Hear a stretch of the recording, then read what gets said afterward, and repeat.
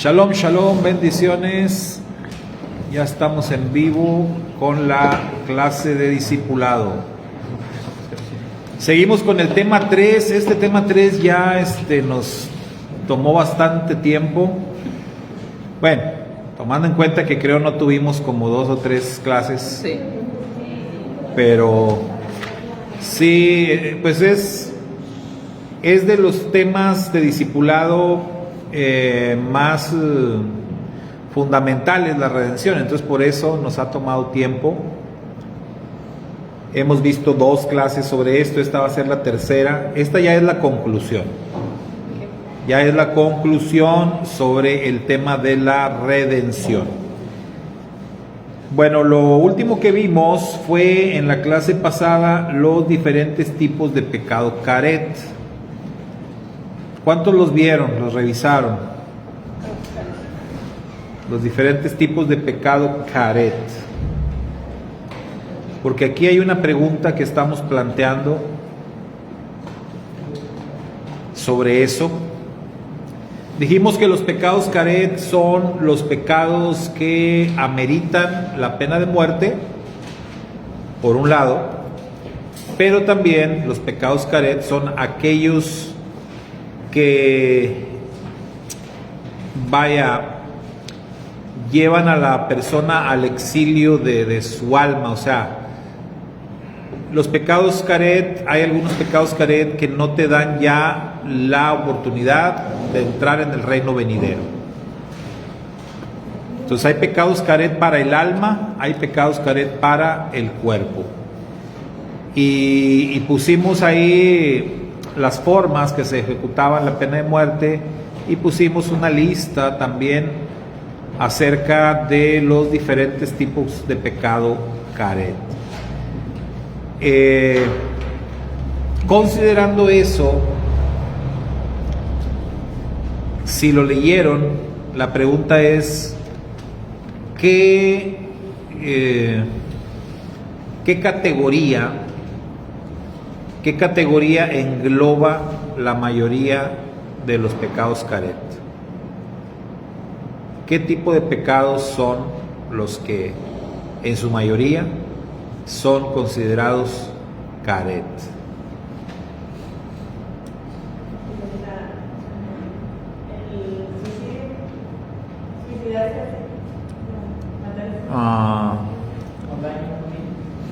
No, o sea, categoría como ¿de qué tema? O sea, ¿qué tema es el que están quebrantando los pecados caret, los principales pecados caret, o la mayoría?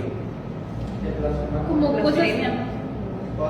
cosas que son antinaturales, ¿no? Como por ejemplo el que dice que algo que como que golpearas a tus padres o algo así, no sé. Bueno, ese es pecado caret desde la perspectiva física.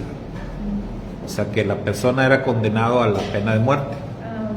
Pero dijimos que los pecados caret que tienen que ver con el alma son más dentro de lo que es el tópico de lo sexual. Son pecados sexuales. La mayoría de esos pecados caret son de índole sexual y sobre todo, como decía Karen, en un renglón de lo antinatural, como sería relaciones incestuosas, bestialismo. Sí, es comer sangre de un animal. Ese tipo de pecados son considerados caret desde una perspectiva del alma. Ahora, aquí la pregunta es, porque hemos venido hablando de la redención en 2 sentidos, nacional y personal. Redención del hombre, redención de Israel como nación. Nos queda claro que el pecado de Israel tuvo que ver con idolatría, el becerro de oro. Y la idolatría es un pecado caret, es considerado caret, y el más grave, ¿sí? O sea, El que es idólatra no tiene esperanzas en el mundo venidero, porque pues tienes que creer en el uno y único Dios. Sí. Entonces, el pecado de Israel fue idolatría. Pero la pregunta acá es, ¿cuál fue el pecado de Adán y Eva? ¿Cuál fue el pecado caret que cometieron Adán y Eva? Porque la consecuencia para Adán y Eva fue grave. Fue caret, fueron cortados, fueron exiliados. Y no solamente eso, sino que a raíz de lo que ellos hicieron, todos los seres humanos heredamos la inclinación al mal. Entonces, estamos hablando de algo grave. La pregunta es, vaya, este es un tema que se ha debatido por siglos, ¿no? Pero yo quisiera escuchar la opinión de ustedes en lo que ustedes saben, en lo que han leído. ¿Cuál fue el pecado de Adán y Eva? El pecado caret, que los llevó a eso, a ser cortados, exiliados, alejados. Pues siempre se ha hablado de que cuando la serpiente les habla y todo, ellos quisieron ser igual a Dios. Por eso cuando les dijo él, ¿verdad? que pues que el Eterno no les había prohibido comer de ese árbol porque iban a ser igual que él. Entonces como que ellos lo hicieron de esa forma, por querer ser como Dios. Esa es una de las posturas más aceptadas, ¿no? Que quisieron ser igual a Dios. Y eso porque el Satán viene de de ese mismo pecado, supuestamente. Y entonces él lleva al hombre a cometer el mismo pecado, querer ser igual a Dios. Esa es, digamos, la postura más popular. Bueno. Sí, hermana Ailey, ahorita Iván.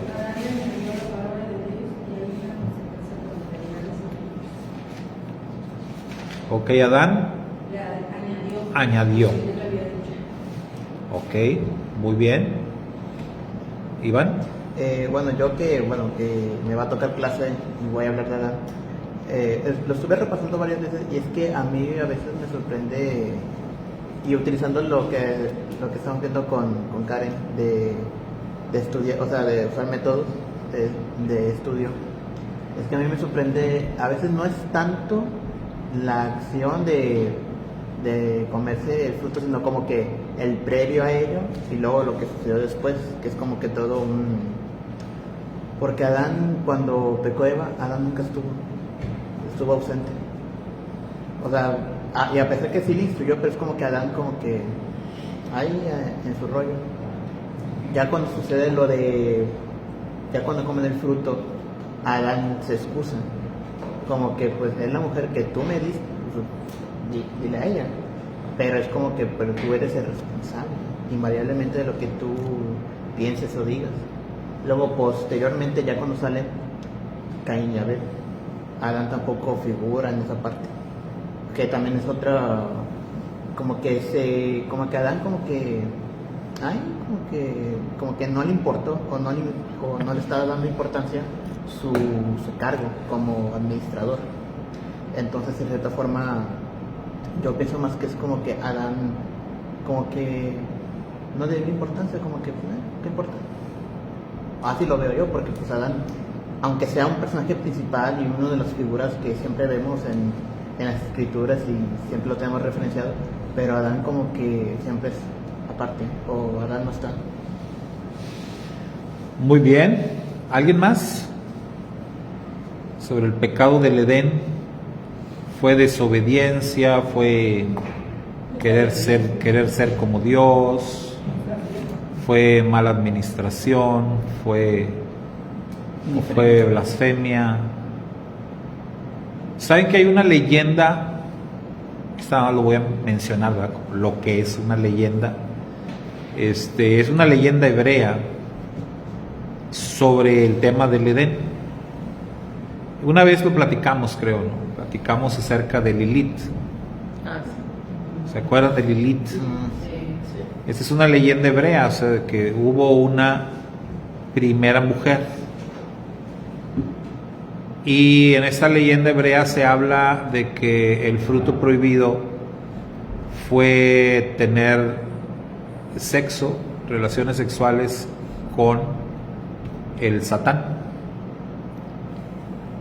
De hecho, sin ir muy a lo profundo, ¿verdad? Pero se habla de dos líneas o dos semillas. Se habla de Caín como la semilla del Satán, y no tanto una semilla espiritual, sino una semilla de que fueron hijos del Satán, y que posteriormente el Eterno creó a Eva, y el Satán quiso hacer lo mismo con Eva,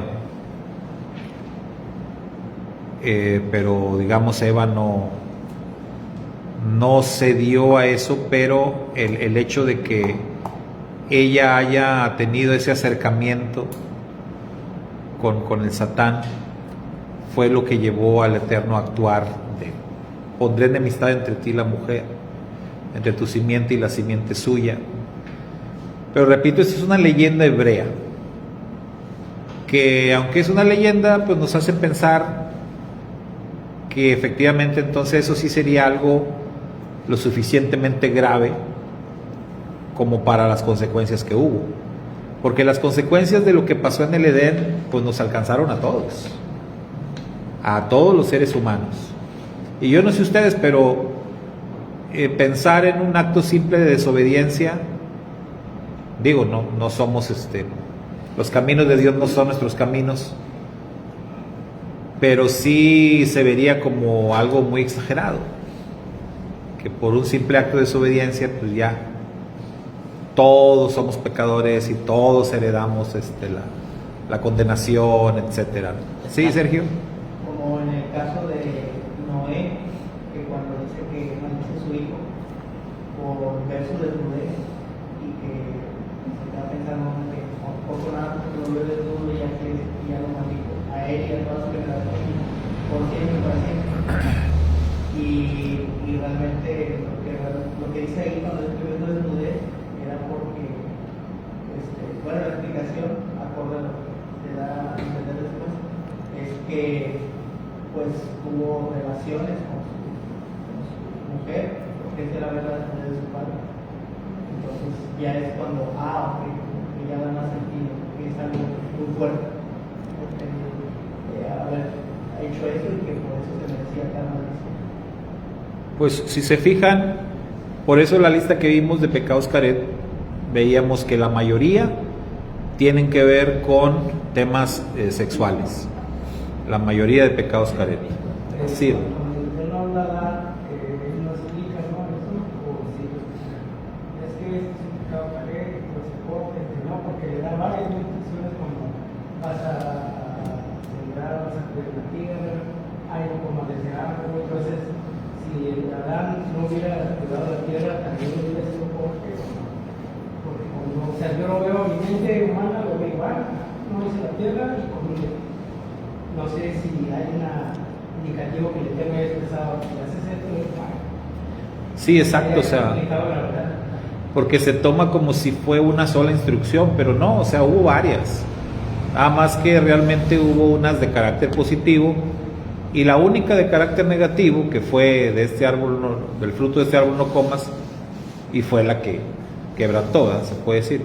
Pero como dice el hermano, o sea, hubo otras de carácter positivo, que es muy buena pregunta. O sea, si hubiera fallado cualquiera de ellas, ¿la consecuencia hubiera sido lo mismo? Como decía Iván ahorita, él tenía que trabajar el huerto, que Adán hubiera hecho flojonazo ahí sin trabajar, o descuidó a Eva, su relación, ¿qué tenía que andar haciendo Eva allá con la serpiente? ¿Dónde estaba Adán? Por eso el Eterno le reclamó, ¿dónde estás?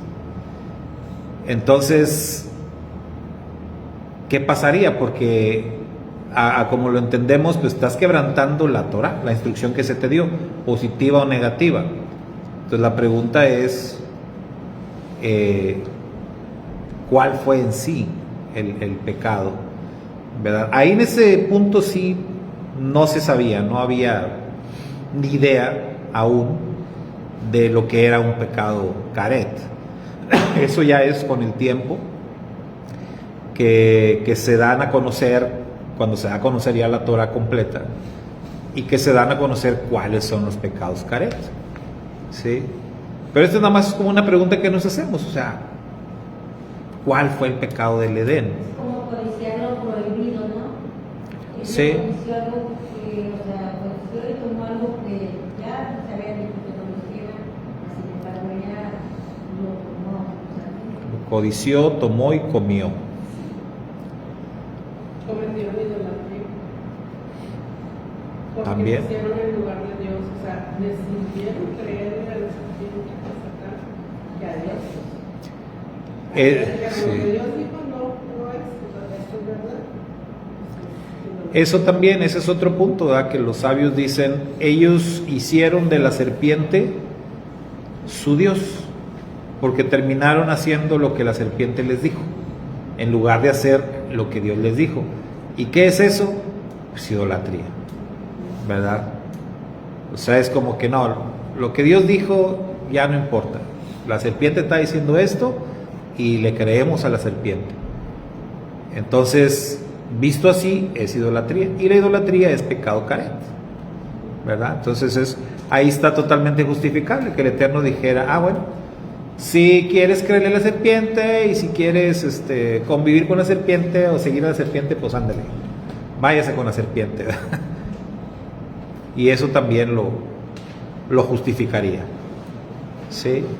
Bueno, pues no tenemos la certeza, hay varias opciones. Lo cierto es que hubo un pecado caret y que el hombre quedó exiliado. ¿Alcanzaron hojitas? ¿Hermanos tienen? Aquí todavía hay varias para los que no.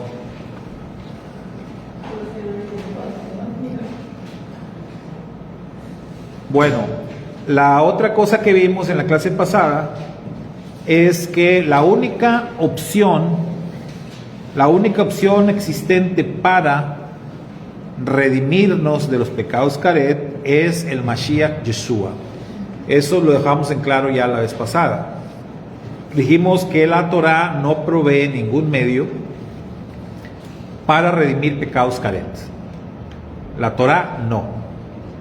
Pero el Eterno proveyó un Redentor, que es el Mashiach, Yeshua, y Yeshua sí puede redimirnos de los pecados caret. Vimos por ahí el texto de Isaías 59, en donde habla precisamente ese Goel, la promesa de ese Goel que el Eterno va a enviar, y el contexto en el que le está hablando, ahí le habla a Israel, le habla de pecados caret, aunque no utiliza la palabra caret, pero dijimos, la palabra que se utiliza en español para pecados caret normalmente es la palabra iniquidad, ¿verdad? Tenemos varias palabras nosotros, pecado normal, pecado, abominación, herejía, blasfemia, pero la más fuerte de todas es iniquidad. Esa palabrita iniquidad es un equivalente a pecados caret. O sea, la iniquidad es lo que lleva a una persona a no tener herencia en el mundo venidero. Pero en Isaías 59 el Eterno promete un Redentor que dice que ese Redentor va a poder redimir a Israel de sus iniquidades. O sea, esa fue la mejor noticia, ¿no? O sea, los pecados de muerte por fin se van a poder perdonar. Va a haber una solución a través de ese Goel, a través de ese Redentor. Y aquí la pregunta que surge es, bueno, ¿cómo funciona la redención a través del Mashiach? ¿Qué debemos hacer? Porque en el cristianismo aprendimos ¿qué? ¿Qué es lo que hay que hacer? Creer en Él. nada más. No tienes que hacer más, solamente creer en Él. Pero, según el propio testimonio de las Escrituras, ¿cómo va a funcionar esto? Bueno, aquí les pedimos que hagan una recopilación de declaraciones dichas por el propio Mashiach respecto a qué debemos hacer. Pues lo van a hacer de tarea, pero ahorita, si les viene a la mente algunas que recuerden, declaraciones dichas por el propio Yeshua, porque si nos preguntamos, bueno, Él es nuestro Redentor, ¿qué tenemos que hacer con Él como nuestro Redentor?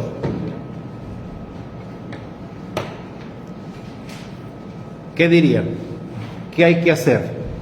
Según Él mismo dijo.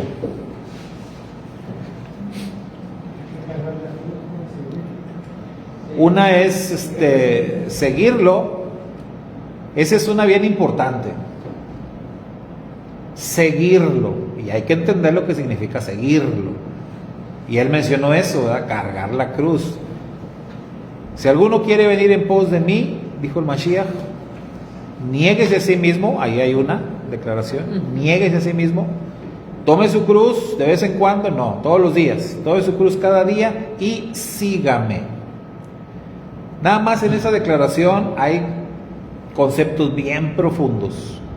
Para que el Mashiach funcione como tu Redentor, para que Él te redima de tus pecados caret, de mis pecados caret, yo tengo que hacer lo que Él me dice, porque Él es mi única opción, no tengo más. No existe otra forma. Él es mi única opción. Entonces yo tengo que hacer lo que Él me diga. ¿Qué me está diciendo? Que si yo lo quiero seguir, lo primero que yo debo hacer es negarme a mí mismo, con todo lo que conlleva, ¿verdad? Negarse a sí mismo. Tomar la cruz, que la cruz es un lugar de tormento, es decir, que estés dispuesto a sufrir por Él todos los días. Ahí hay una declaración. ¿Cuál otra declaración se les viene a la mente? A ver, hermano. Vete y no peques más. Ahí está. No peques más. La recomendación del Mashiach o la orden es no peques más. Si tú quieres que Él sea tu Redentor, algo que tienes que hacer es no pecar más. Una más simple es conocerlo. Creer en Él. Conocerlo, creer en Él, porque Él habla a los religiosos, les decía, si ustedes conocieran a mi Padre, a mí también me conocerían. Entonces, pero ustedes no me conocen. Entonces, algo que tenemos que hacer con Él es conocerlo. Sí, tenemos que conocerlo, entendiendo lo que significa ese concepto de conocer. Hemos dicho otras veces, ¿no? ¿Qué tanto conoces tú a una persona? ¿Qué tanto sabes de esa persona? Yo les he puesto ejemplos, ¿no? De vecinos que a veces decimos, tengo 25 años de conocer al vecino. ¿Y qué sabes de él? Nada más porque lo saludas de vez en cuando. Vecino, y esto. A veces no saben ni cómo se llama. Lo más fundamental es saber cómo se llama. Pero hay que saber más cosas. ¿Qué le gusta? ¿Qué no le gusta? ¿Qué más, hermanos? Si me amas, guarda mis mandamientos. Ahí hay otra declaración. Entonces vea, como tarea ustedes tienen que investigar y hacer todas estas declaraciones que Yeshua hizo de sí mismo y entender que para que Él sea nuestro Redentor tenemos que hacer eso: seguirlo, creer en Él, obedecerlo, arrepentirnos. Pues su mensaje fue arrepentimiento. De cierto les digo que si no se arrepienten van a perecer igual que todos. Todo el que no se arrepienta va a perecer. Ese era el mensaje del Mashiach. Y muchos quieren ignorar su mensaje, pero eso era lo que él predicaba. Arrepiéntete y si no, vas a perecer. Entonces, si Él va a ser tu Redentor, tienes que conocerlo, creer en Él, hacer lo que Él dijo, entenderlo, ¿verdad? También. O sea, entender por qué Él hacía esto o hacía aquello, por qué no hacía algunas cosas,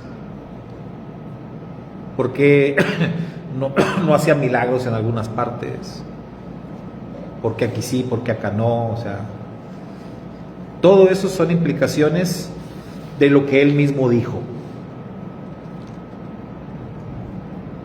Bueno, luego al considerar estas declaraciones, todo lo que el Mashiach dijo Él de sí mismo, nuevamente confirmamos lo que ya habíamos afirmado antes: la redención es un proceso.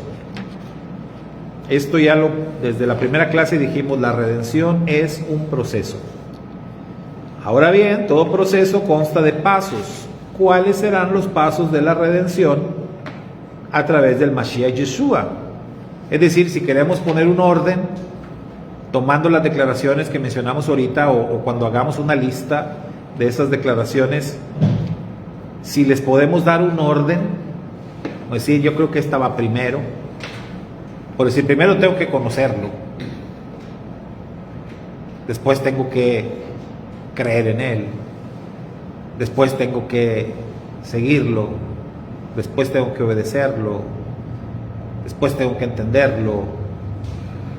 ¿Me explico? O sea, como darle un orden a los pasos para hablar de cuáles serían los pasos en ese proceso de redención que entramos a través del Mashiach Yeshua.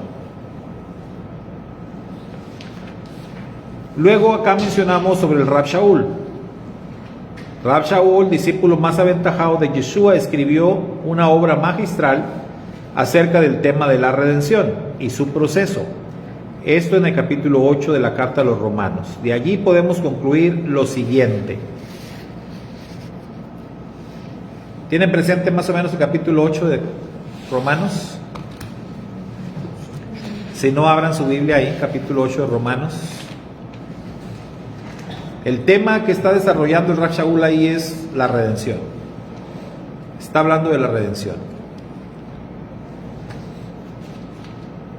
Habla de la vida en el Espíritu, habla de las obras de la carne, pero todo eso tiene que ver con la redención. El tema central que está abordando es redención. Entonces, de todo lo que dice ahí, concluimos 4 cosas. La primera, un redimido está libre de condenación. Así empieza el capítulo. Ahora pues, ninguna condenación hay para los que están en Cristo Jesús. Ninguna condenación hay. O sea, Él es el Redentor. Si tú estás en Él, porque es lo que dice, estás libre de condenación. Ninguna condenación hay para los que están en el Mashiach Yeshua. Número 2, un redimido está en Yeshua. Y lo puse con mayúsculas porque eso es algo que también tenemos que profundizar mucho. ¿Qué significa estar en Él? Que yo esté en Él, que Él esté en mí. ¿Qué significa eso? El Rab Shaul escribió muchas cosas, ¿verdad? Bien avanzadas. Quizás una de las más avanzadas que escribió el Rab Shaul es que nosotros tenemos la mente de Cristo. Imagínense, nosotros tenemos la mente del Mashiach, estar en Él. Esto es... Perdón, es como la consecuencia del negarse. Sí, lo que él expresa también, el Rab Shaul, ¿verdad? Sí. Ya no vivo yo. Ahora es el Mashiach el que vive en mí. Y lo que ahora yo vivo en la carne, porque todavía estoy en la carne, no dejo de ser carne, pero lo que vivo en la carne lo vivo en la fe del Hijo de Dios, el cual me amó y se entregó a sí mismo por mí. Entonces, hay que estar en Él. Un redimido está en Yeshua. Entonces, esto tiene muchas implicaciones. Un redimido no anda según la carne, sino bajo la guía del Ruach, la guía del Espíritu, dice el capítulo 8. Y aquí entramos en un tema, digamos, un tanto complicado. ¿Ustedes son redimidos? ¿Lo dudan? Bueno, entonces, si son redimidos, ¿no andan según la carne?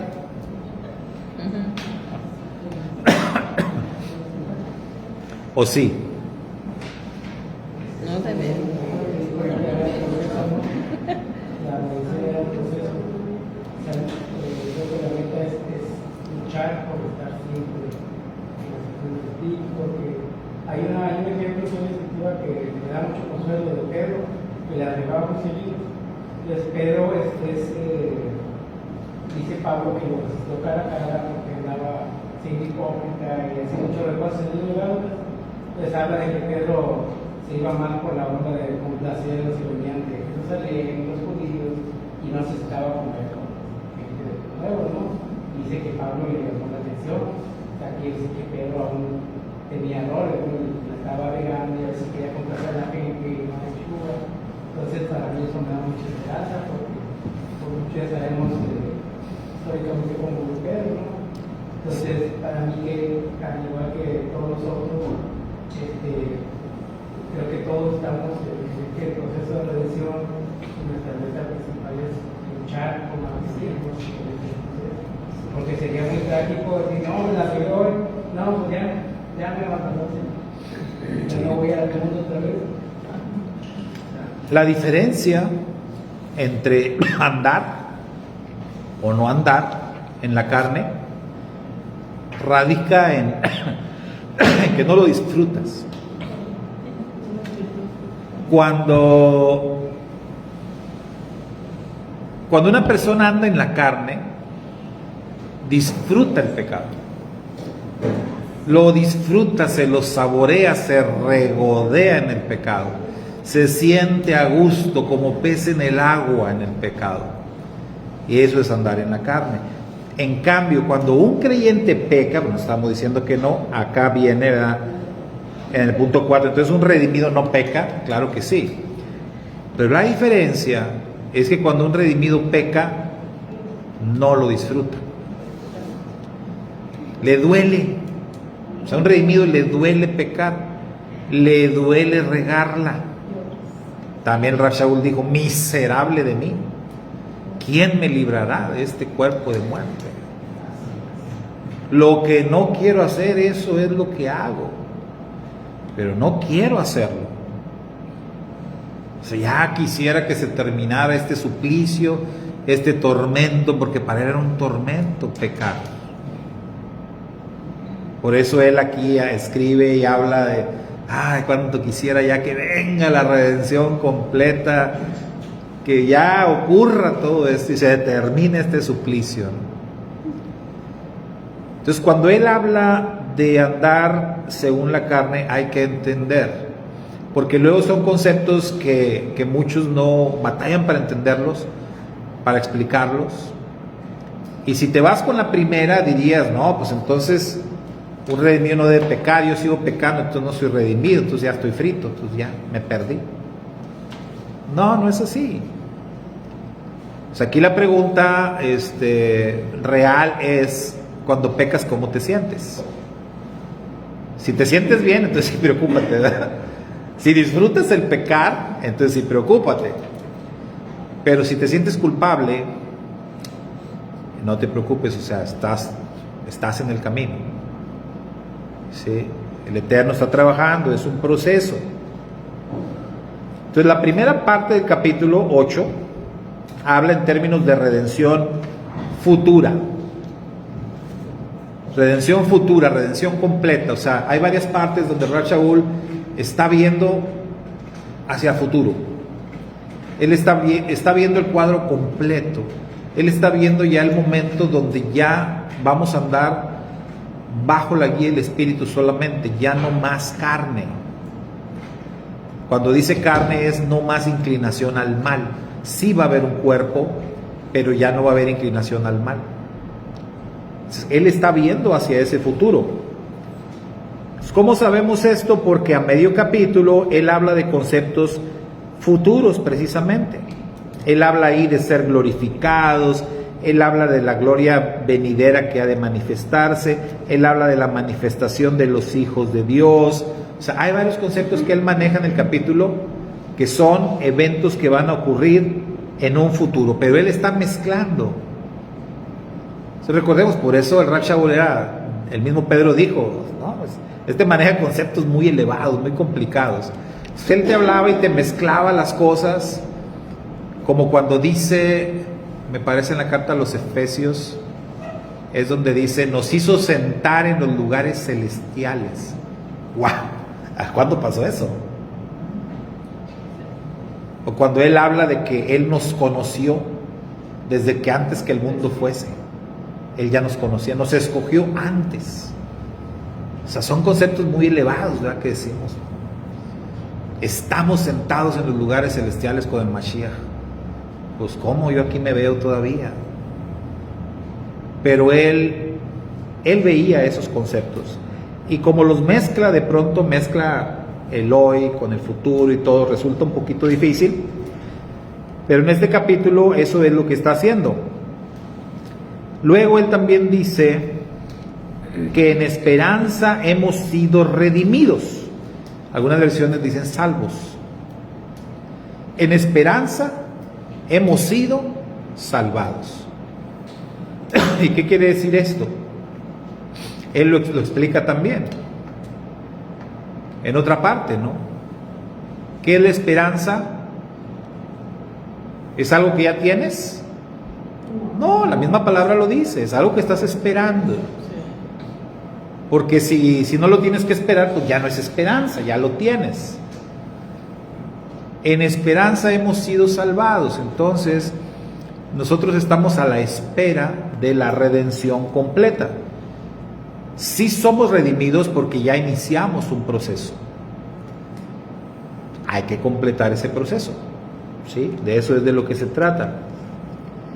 Nosotros estamos a la espera de la redención plena, al igual que toda la creación. Ahí en capítulo 8 habla y dice que toda la creación gime y espera la redención completa. Más adelante el Rav Shaul dibuja lo que para muchos es el cuadro de la redención completa. Ahí donde dice, a los que antes conoció, también los predestinó, y a los que predestinó también llamó, y a los que llamó también justificó, y luego a estos los glorificó. Él establece ahí como una especie de cadena, de niveles o de pasos, que muchos ven allí justamente el cuadro de la redención. Si tuviéramos que poner pasos para la redención, pues probablemente ahí encontramos un buen ejemplo, donde lo primero es conocer a los que antes conoció o eligió. Entonces hablamos de que primero tienes que conocer a Dios Padre y conocer al Mashiach el Hijo, que ya lo mencionamos en otra clase, ¿verdad? Conocer. El tema de la predestinación.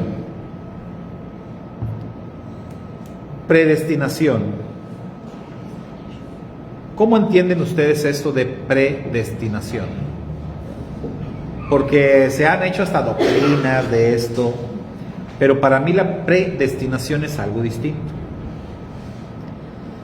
En el sistema doctrinal, la predestinación es como que si Dios agarró un puñado de personas y dijo, estos van a ser salvos, estos no, estos son para que sean condenados. Y así ya explican la predestinación. No. La predestinación es que justamente en el proceso de la redención, tú estás formando parte de todo el grupo de gente, de todos, pero cuando tú conoces a Dios, tú entiendes que tú tienes que ser diferente, que Dios tiene para ti algo diferente al resto del mundo. Para mí eso es predestinación. El Eterno ha predestinado para ti un camino distinto. Tú no tienes que ir por ahí, o sea, todos van por el camino, por el mismo camino, todos. Pero conoces al Eterno y entiendes, no, yo ya no debo ir por ahí, yo tengo que ir donde el Eterno me diga. Eso es predestinación. O sea, ya se me predestinó a un camino distinto. Luego viene el llamado, porque tiene que haber un llamado. ¿Cómo entienden el llamado? ¿En qué momento ocurre el llamado? Gracias.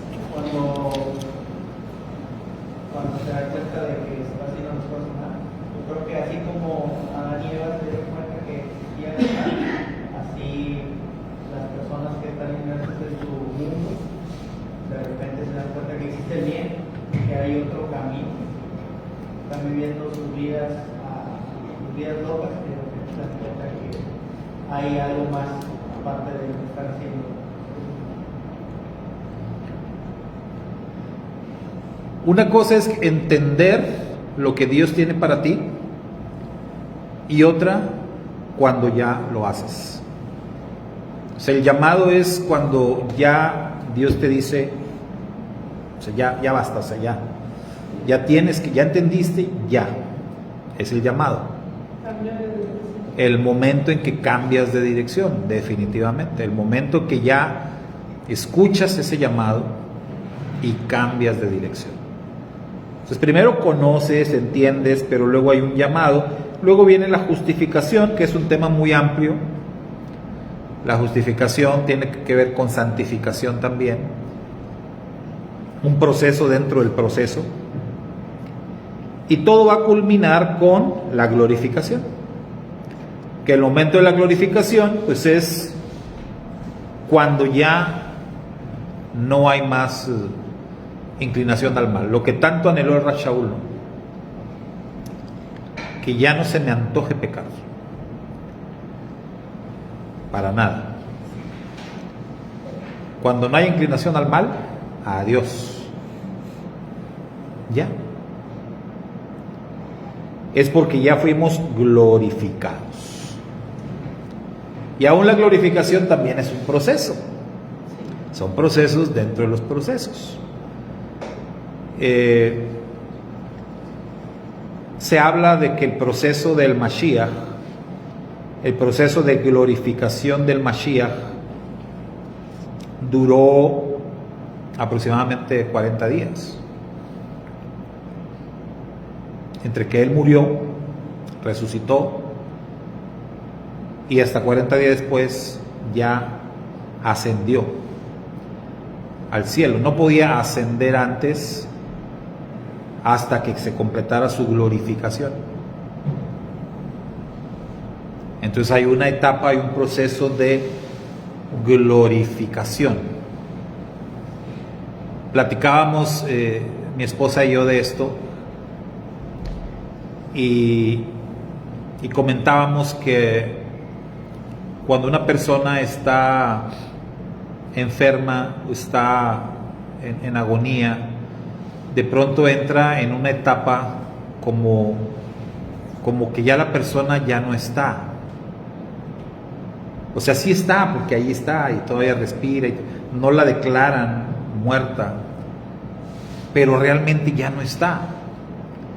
Pues es como si ya hubiera empezado su proceso de glorificación, pero no termina de irse, o no se puede ir, y a veces pueden pasar días, semanas con una persona así. Ha habido personas que dicen, no, es que agonizó. Bueno, yo me acuerdo que mi papá dijeron que agonizó como un mes. en el hospital agonizando como un mes, imagínense. Pero pensábamos en eso y platicábamos, pues a lo mejor tiene que ver con el proceso de glorificación. Y muchos dicen, ay, no, hombre, pobrecito, está sufriendo bastante. No, hombre, ya no está sufriendo, o sea, ya realmente ya él no está ahí, o sea, es el estuche, ¿verdad? El cuerpo, pero ya su esencia ya está siendo glorificado, transformado. O sea, ya está en un proceso distinto. Pues puede ser. Pero la glorificación completa para nosotros tiene que ser en cuerpo y alma. O sea, nosotros vamos a entrar en el reino venidero con cuerpo, o sea, con un cuerpo y alma. O sea, no nada más como seres espirituales. Vamos a entrar con cuerpo. La carne y la sangre no pueden heredar el reino de Dios. No, la carne y la sangre en un estado pecaminoso no, pero en un estado de glorificación sí. Y Yeshua es el primogénito entre muchos hermanos en ese sentido. Él es el primero en ser glorificado en cuerpo y alma. Entonces, ese es el último paso donde la redención se completa. ¿Cómo entienden la glorificación? ¿Qué es una persona glorificada?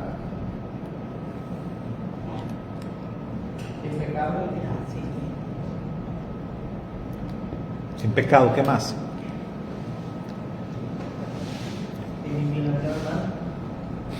Ya dijimos, tiene cuerpo.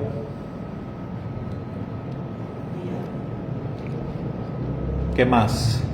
Las propiedades no se combinan con el espíritu. Yeshua podía comer y alcanzar para él. Entonces hay un cambio de vida. Hay un cambio, sí. Físicamente, no sé cómo explicarlo. No sabríamos, ¿verdad? Incorruptible. No tenemos, ahora sí que los datos. Dice Rab Shaul que es un cuerpo incorruptible, pero cuerpo. Pero ¿cómo es eso de incorruptible? Puede comer, Yeshua comió. La apariencia cambia, lo puedes tocar. La apariencia cambia porque Yeshua no lo reconocían. María no lo reconoció, el camino en Maús no lo reconocieron. Lo identificaban por la voz, pero no lo reconocían físicamente. Incluso Juan en el Apocalipsis vi a uno semejante, se parece, y él lo conoció bien, se recostó en su pecho y todo. Pero él dice, se parece, pero no estoy seguro. Entonces la apariencia cambia en la glorificación. Yeshua glorificado se apareció, por así decirlo, en medio de los discípulos, cuando dice la Escritura que ellos estaban en un lugar donde estaba cerrada las puertas, ventanas, todo, y de pronto Yeshua ahí en medio pasa a vosotros. Tranquilos, no se asusten, no soy un fantasma, tóquenme. ¿Cómo se metió ahí? ¿Cómo apareció? ¿O atraviesa paredes? ¿O se teletransporta?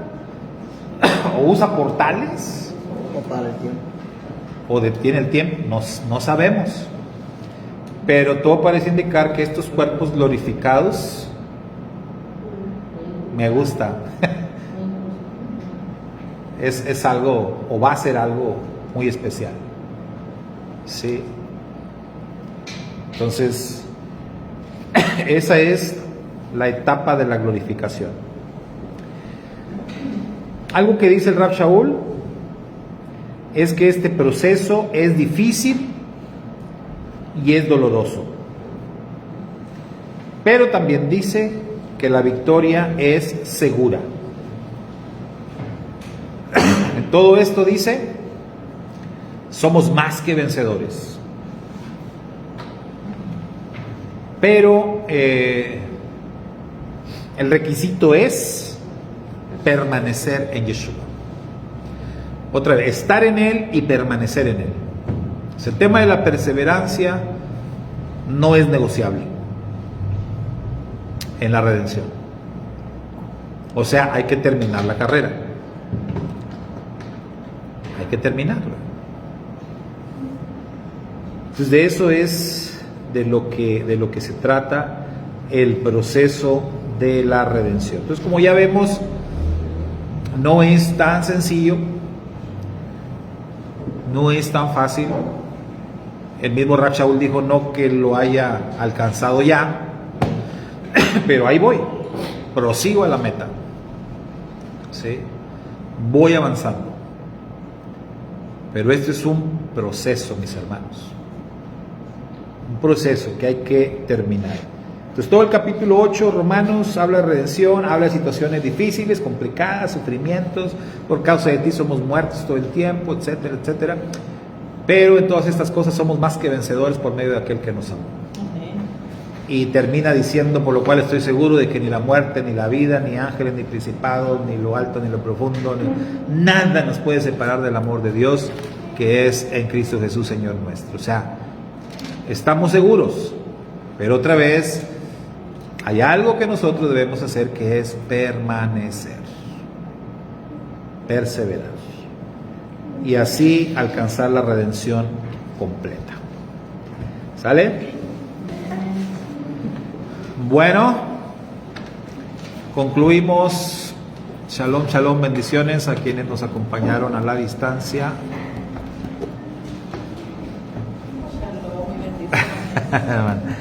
Hoy nos está confrontando, dice hermana Norma. Pero es con amor, hermano. Nos vemos, shalom.